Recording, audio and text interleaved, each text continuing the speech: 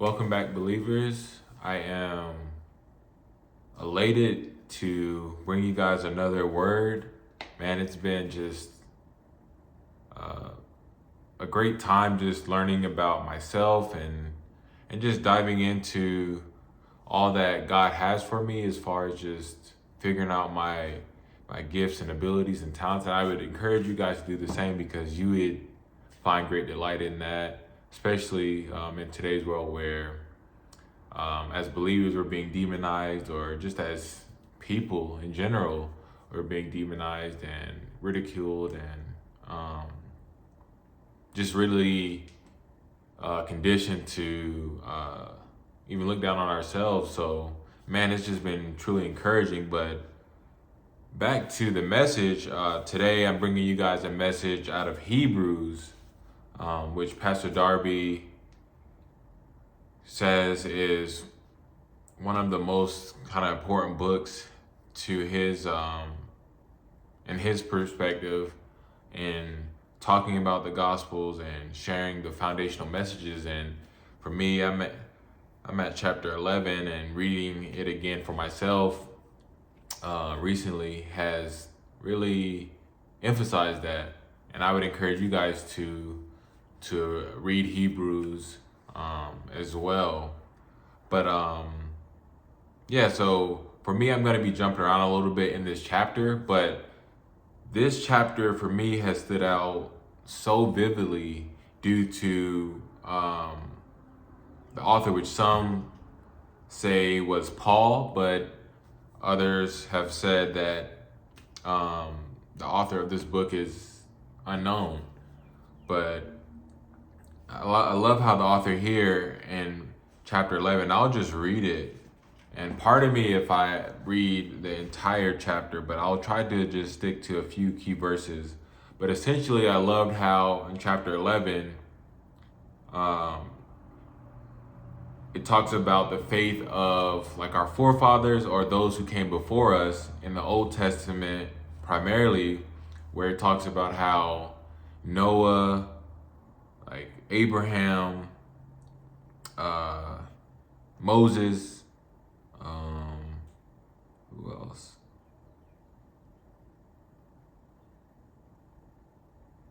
And others have had to exemplement utilizing faith to get them through to fulfill their assignment. And it was just so powerful because we always hear about these stories, and even with the parting of the Red Sea and others like that, we always hear about these stories kind of separated. But I love how the author brought these stories all together as a recollection and as a vivid account for how faith being the primary ingredient, and that goes into my title, how faith in God is the essential ingredient to life.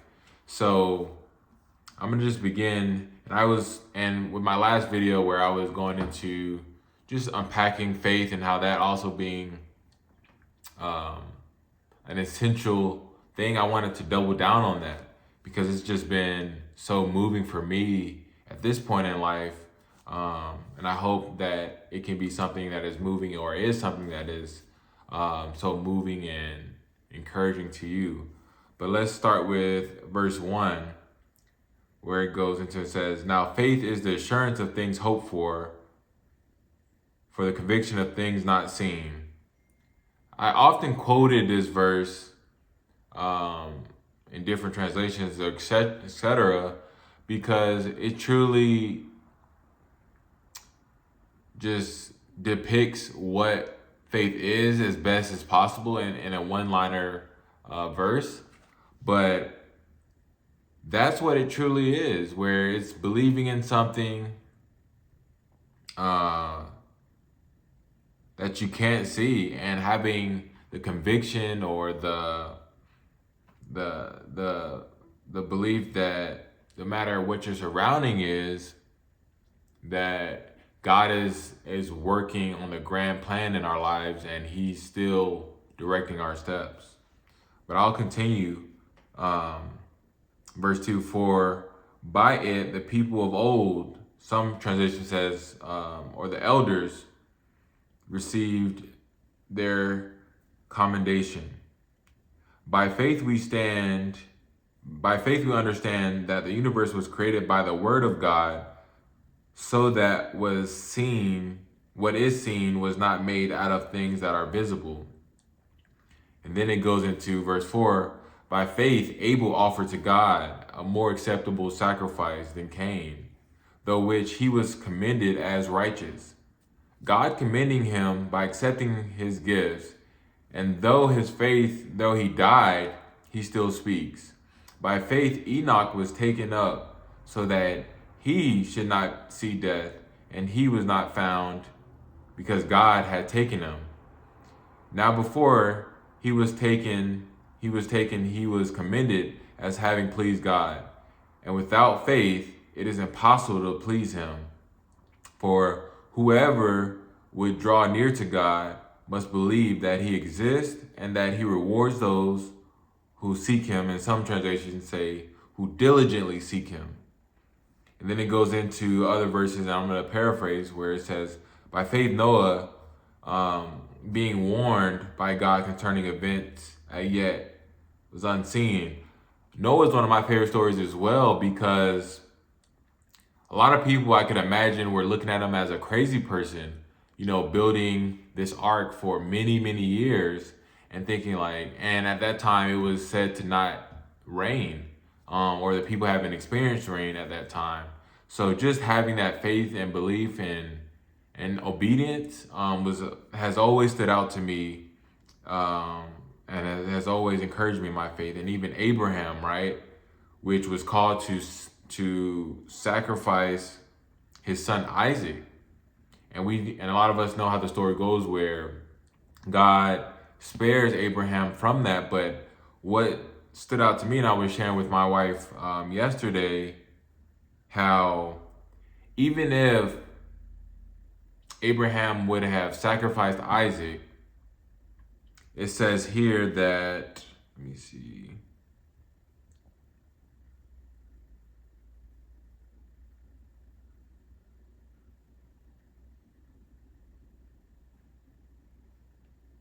I didn't want to mess this up.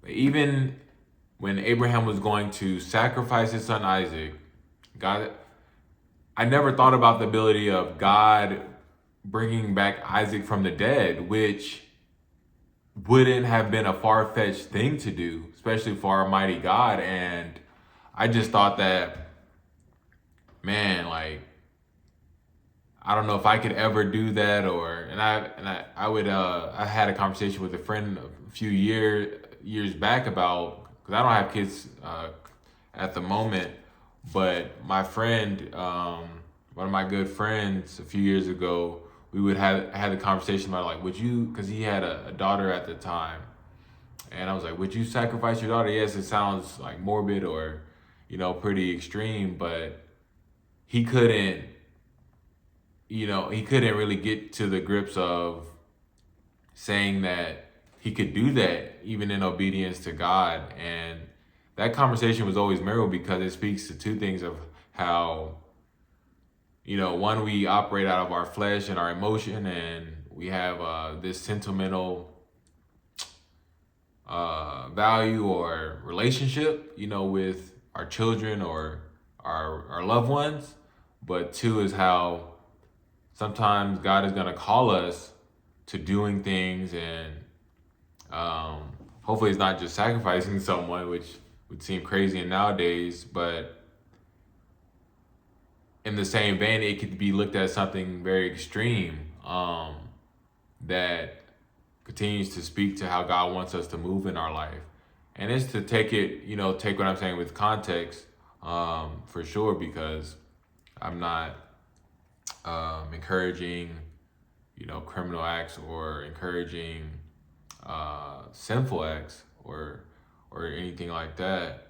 So I always thought that was important, and the supernatural aspect of it, just knowing that, yeah, we may think we're losing something, but it doesn't go to say that God won't revive us or revive that thing or literally have a divine intervention where he restores us or he completes us. And man, I was like, this is a win-win situation. Even though it's a tough situation, it shows that nothing is too impossible for God. So it's really important that no matter how we feel, that we are obedient and that there's always light at the end of the tunnel.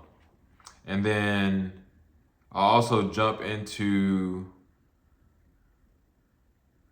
the story of Moses that is outlined in this chapter, where like in verse 23, it talks about, by faith Moses, when he was born, was hidden for 3 months by his parents because they saw that the child was beautiful and they were not afraid of the king's edict. Verse 24, by faith Moses, when he was grown up, refused to be called the son of Pharaoh's daughter, choosing rather to be mistreated with the people of God than to enjoy the fleeting pleasures of sin. He considered the reproach of Christ greater wealth than the treasures of Egypt, for he was looking to the reward. By faith he left Egypt, not being afraid of the anger of the king, for he endured as seeing him who is invisible. Man, this is beyond powerful.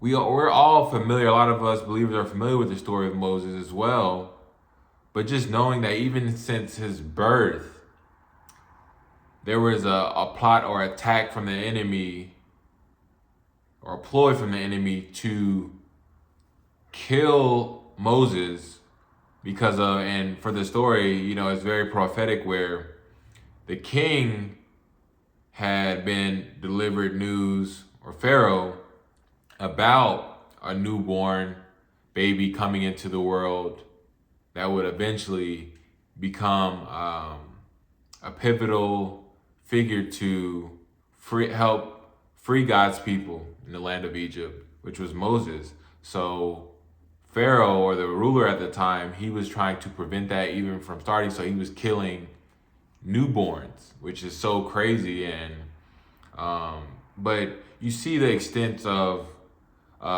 what could take place when God is creating something, and also how the enemy is also simultaneously, or the devil, Satan, or whatever you would call it,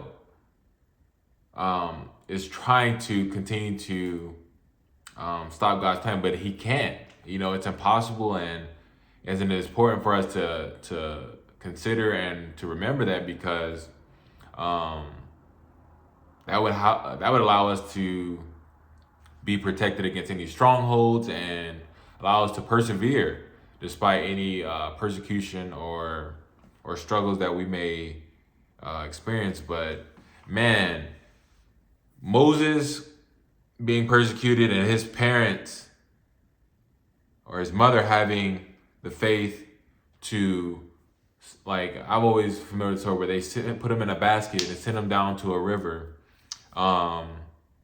knowing that there was, you know, a strong possibility that their baby could be killed, and still having faith to, like, and obedient to spare their child and not give them over to the authorities and not kill their newborn, was so powerful. And then the story doesn't stop there. And then we all know of how Pharaoh's daughter finds Moses as a newborn, and it essentially ends up adopting Moses into their family, which the irony in that is just bewildering, because Pharaoh's daughter basically complies and continues to allow, and that only has to be an act of God, because I'm pretty sure Pharaoh's daughter also knew what the mandate was.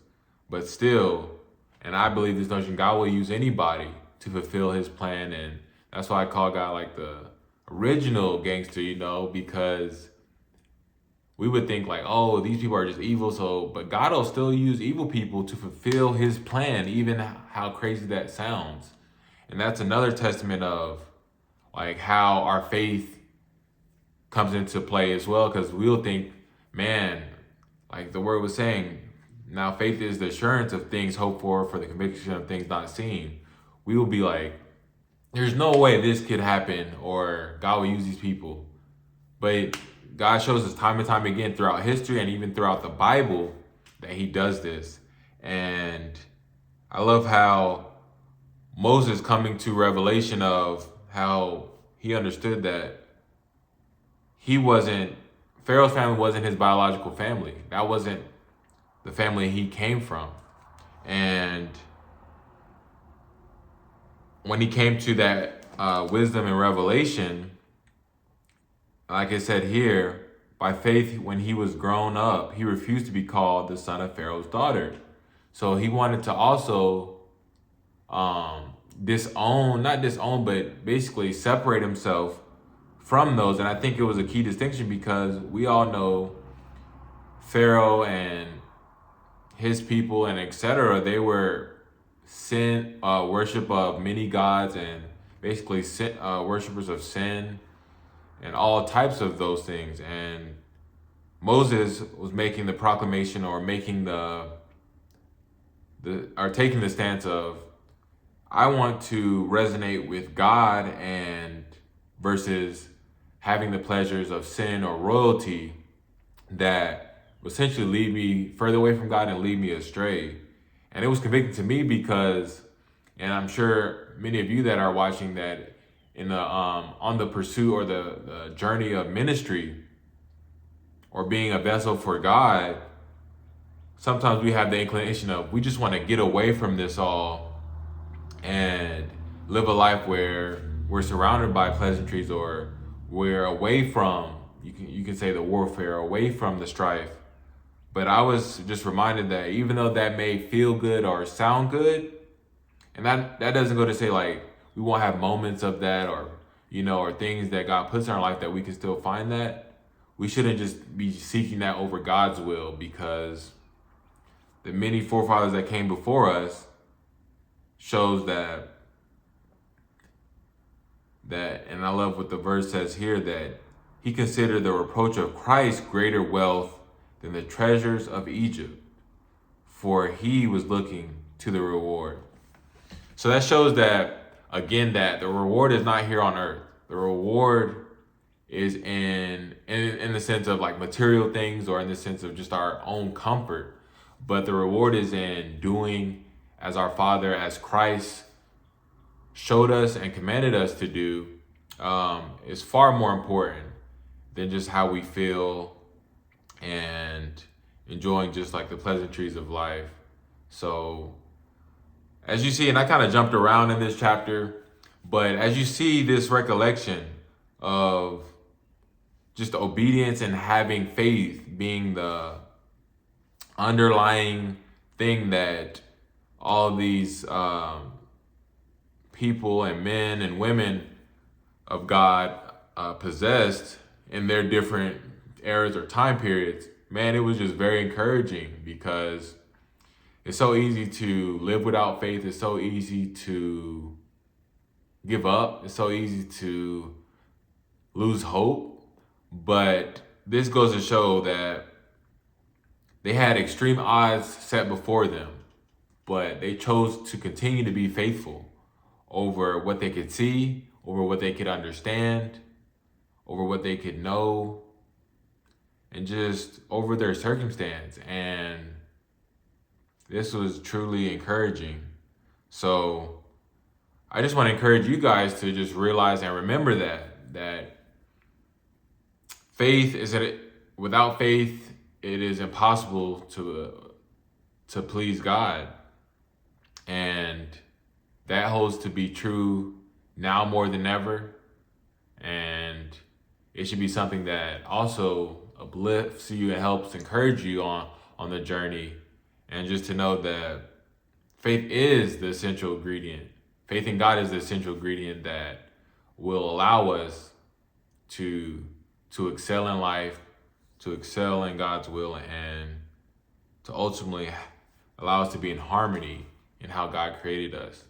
So I pray and hope that this video provided value, and until next time, thank you.